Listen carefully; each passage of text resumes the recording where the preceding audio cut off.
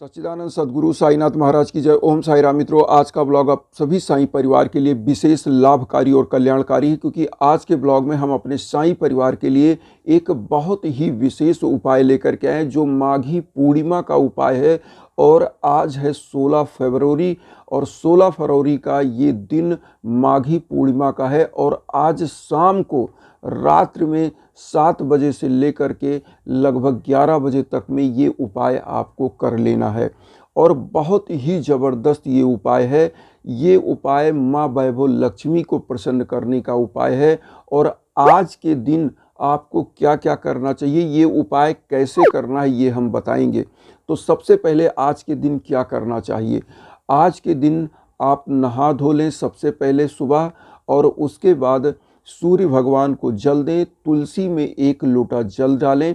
और उसके बाद आप क्या करें कि आज गरीबों को काला तिल, चावल और जो भी अन्नदान का चीज़ होता है वो दान करें। और इससे आपको लाभ ही लाभ होता है। सत्यनारायण की भगवान की कथा अपने घर में कराएं, क्योंकि सत्यनारायण भगवान श्री हरि विष्णु के अवतार माने जाते हैं। और विष्णु भगवान के साथ ही माँ वैभव लक्ष्मी होती हैं, तो वैभव लक्ष्मी प्रसन्न होती हैं।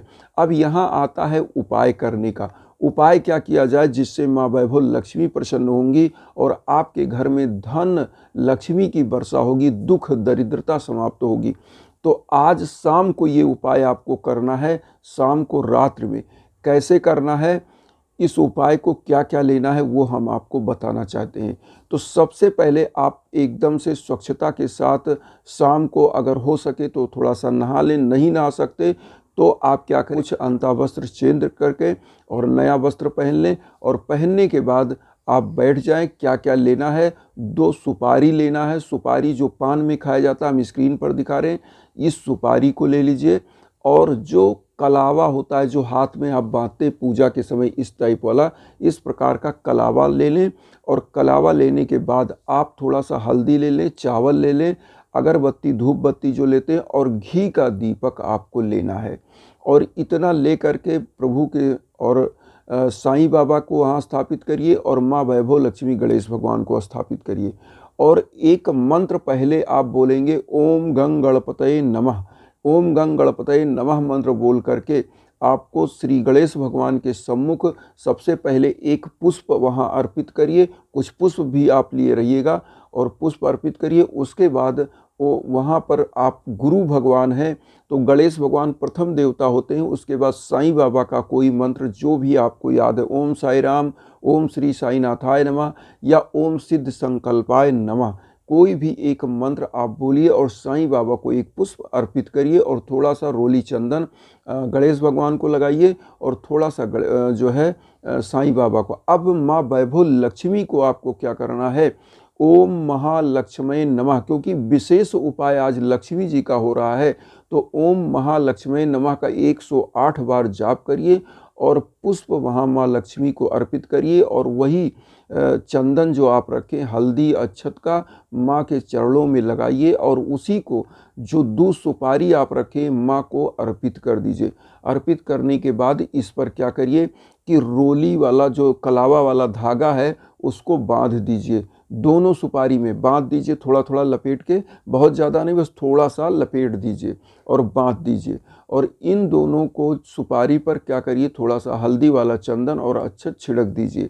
छिड़कने के बाद अब आपको क्या करना है कि मंत्र का जाप करते रहिए। कम से कम 108 बार तो जाप करिए, 108 से ज़्यादा हो जाए, कम ना हो, ओम महालक्ष्मी नमः का।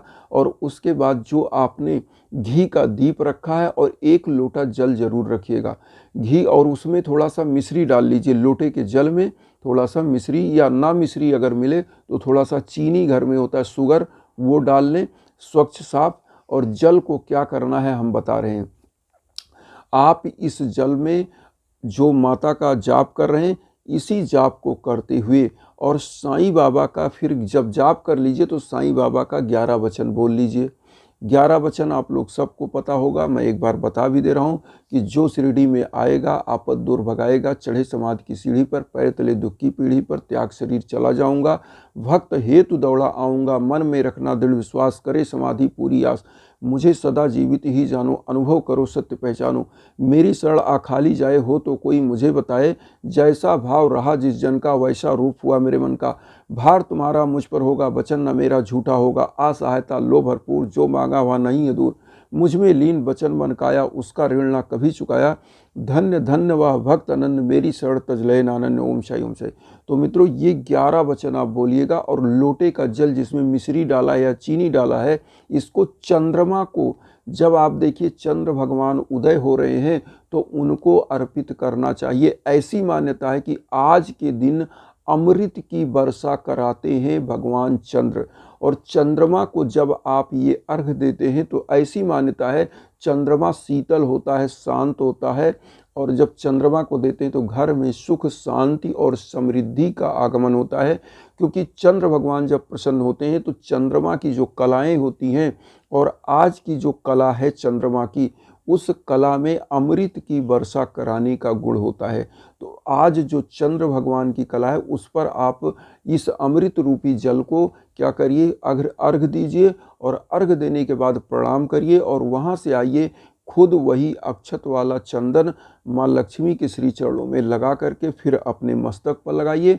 और जो दोनों सुपारी आप रखे हैं, इसको क्या करना है, इस सुपारी को आपको करना क्या है कि अपनी एक तो घर में कहीं मेन गेट में बांध लीजिए, पीले जो है उसमें कपड़े में करके, और एक सुपारी को जहाँ पर आपका तिजोरी है घर में, जहाँ पैसा रखते हैं थोड़ा मोड़ा, वहाँ पर रख दीजिए।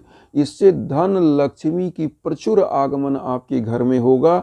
और अगर आप व्यवसायी हैं, व्यवसाय करते हैं, व्यापार करते हैं और वहाँ घाटा लग रहा है, तो क्या करना चाहिए, इसको अपने उस काउंटर वाले टेबल में रख लीजिए जहां आप पैसे रखते हैं, धन रखते हैं, वहां पर इस सुपारी को ऑल लाइफ के लिए डाल के भूल जाए। और फिर देखिएगा धन लक्ष्मी कैसे आपके घर का पता पूछते हुए आती हैं। बरसात होगा ऐसी जैसी कहा जा रहा है, ऐसे ही माँ वैभव लक्ष्मी का बरसात होगा। तो कहने का मतलब है, छोटा सा उपाय है, इसको करें और लाभ लें। तो आप सभी साईं परिवार से मैं यही कहूँगा कि अर्जिया जो आप लोग बोलते हैं वो मैं लगा रहा हूँ, आप लोग अपना नाम दीजिएगा, और जब भी मैं बताऊँगा कि आपको फल बांटना है, आप ब्लॉग पर आते रहिए, वीडियो देखते रहिएगा, और उस समय जब मैं अर्जी का पूर्णता का समय होता है तब मैं बताता हूँ कि आप लोग बांटिए, और मैं खुद बांटता हूँ लगभग 8 से 10 हज़ार रुपये का फल फूल गरीबों को। तभी आपकी अर्जियाँ काम करती हैं और अच्छे से चलती, क्योंकि अर्जी लगाने का मतलब होता है कि प्रभु के श्री चरण में अर्जी लगाइए, और उसके बाद गरीबों को जिस दिन अर्जी के लिए बोला जाए कि अब अर्जी हटाना है, नई अर्जी लगेगी, तो उस दिन आप क्या करिए कि गरीबों को कुछ अन्नदान, कुछ फलदान, कुछ ना कुछ तो करिए।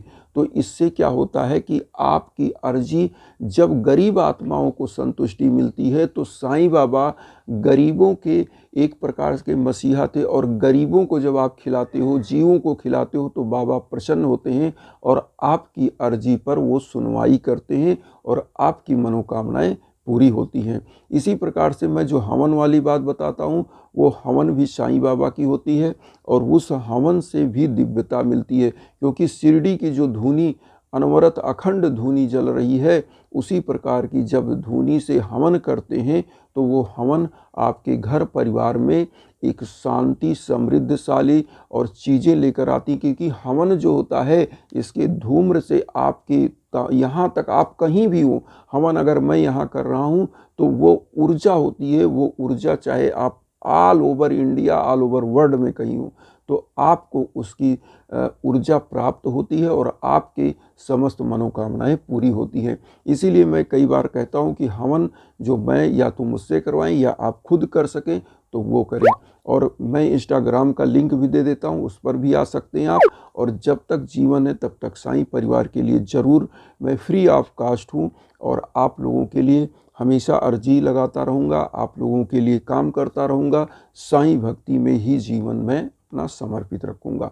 इन्हीं भावनाओं के साथ आप लोग भी मुझे अपना परिवार बनाएं, और इस चैनल को जुड़िए और जोड़िए, और आगे शेयर भी करिए। जो कष्ट में है, दुख में है, उनका भी कष्ट हम लोग बांटा जाए, जिससे हम लोगों की जो भी मनोकामनाएं वो बाबा पूरी करें और आशीर्वाद भी मिलता रहे।